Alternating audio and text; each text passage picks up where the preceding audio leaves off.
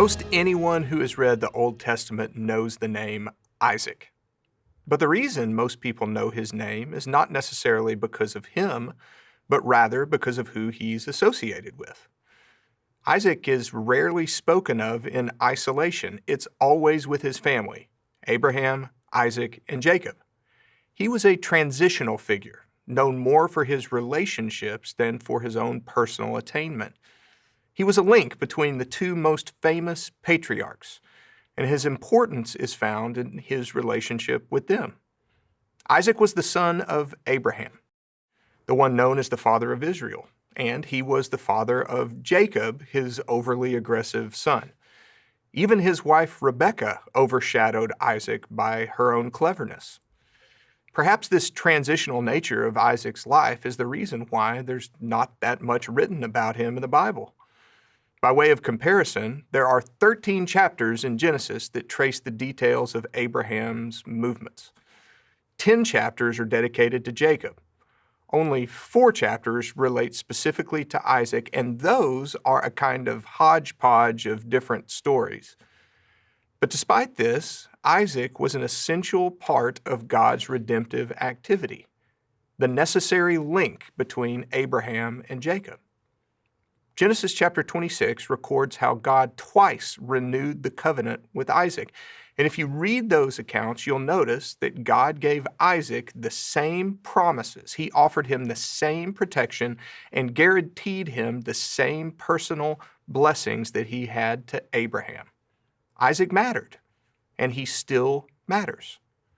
You might remember that the name Isaac comes from the verb which means he laughs.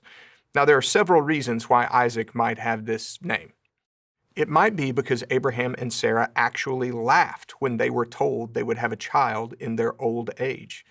If that's the case, then the name of their son would serve as a constant reminder of their lack of faith in the power of God. Of course, it might be that the name was meant to express sheer joy. So it wasn't that Sarah doubted she would have a child. Instead, it was that she had lived so long without children, she never really experienced the kind of joy she did when God gave her the news. In either case, the name fits Isaac's personality. The Bible helps us see in Isaac a person of deep feeling. In Genesis chapter 24, we see him deeply moved at the death of his mother. We also see him in anguish when he was deceived by his own son, Jacob, when Jacob tricked him into giving him his blessing instead of giving it to Jacob's older brother, Esau.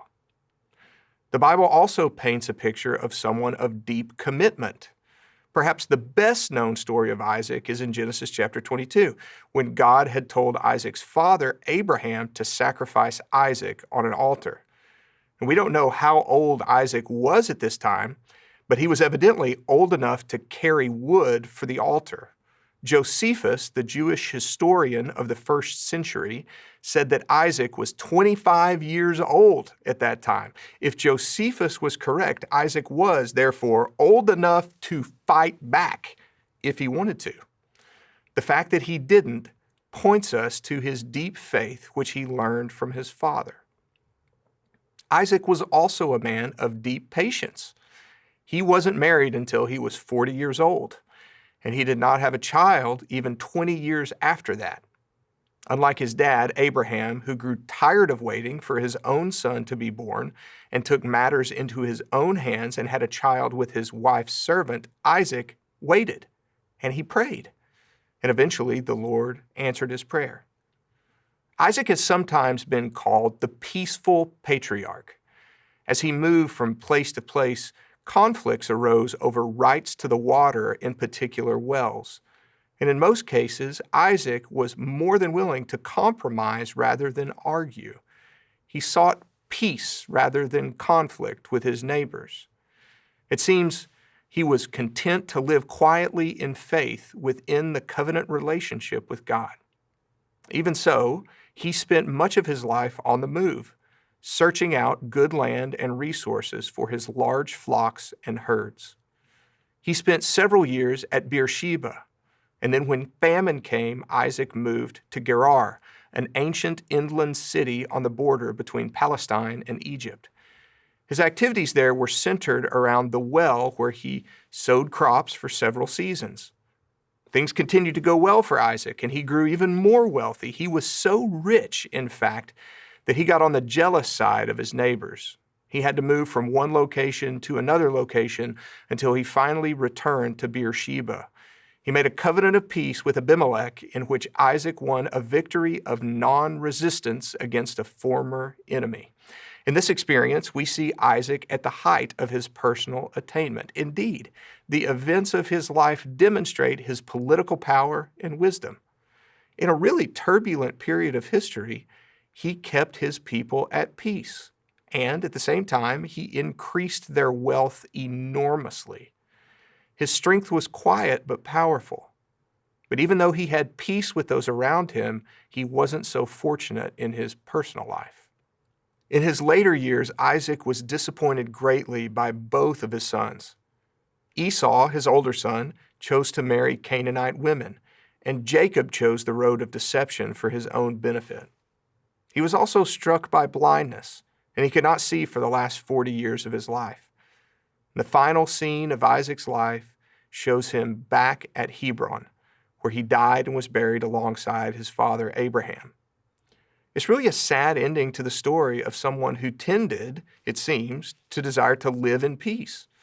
So what do we learn from the story of Isaac and his days? Perhaps one thing to take away is that seeking to follow God and his ways is no guarantee of safety and ease. The promises of God aren't promises of comfort. Like Isaac, we might spend our lives trying to do the right thing and live in peace, only to find ourselves disappointed by our circumstances. But also, like Isaac, our lives have to be marked by something more than earthly prosperity. They must be marked by faith. Faith in a God who doesn't promise comfort on earth, but does promise peace in his presence.